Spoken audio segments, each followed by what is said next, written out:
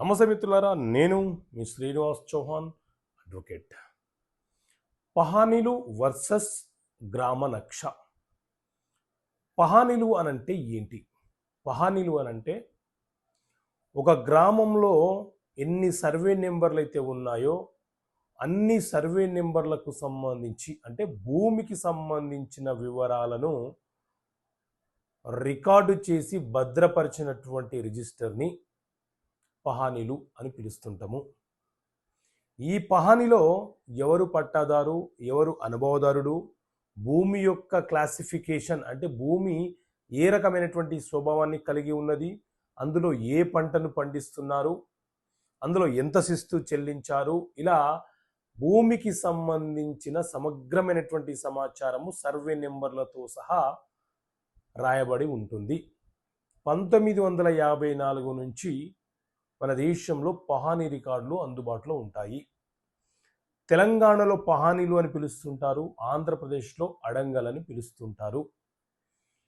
ఈరోజు మన పేరు మీద ఉన్న భూమి, ఆ భూమికి సంబంధించిన చరిత్ర, హిస్టరీ మనం తెలుసుకోవాలనుకుంటే మనము 1954 నుంచి పహానీలు రెవెన్యూ అధికారుల వద్ద నుంచి పొందితే అందులో ఆ సర్వే నెంబర్లో మొత్తం ఎంత భూమి, ఆ తర్వాత ఎవరెవరికి ఏ రకంగా సంక్రమించిందో పూర్తి సమాచారము పహానీలో ఉంటుంది. ఇది పహానీ.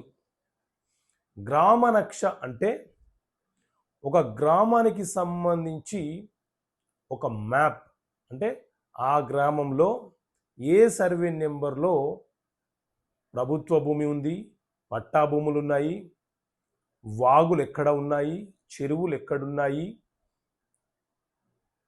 పొలాలలోకి వెళ్ళడానికి దారులు ఎక్కడెక్కడ ఉన్నాయి, ఏ ఏ సర్వే నెంబర్లో ఉన్నాయి అనే సమాచారంతో రూపకల్పన చేయబడినటువంటి మ్యాప్ని గ్రామనక్ష అని అంటాము.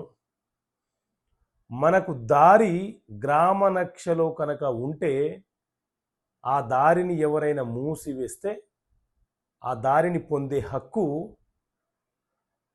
తిరిగి ఆ వ్యవసాయదారులకు, ఆ రైతులకు ఉంటుంది. అంటే గ్రామనక్షలో ఉన్న దారులను మూసివేసే హక్కు ఎవరికి ఉండదు. ఇది గ్రామనక్ష. ఓకే మిత్రులారా, థ్యాంక్ యూ. జై హింద్.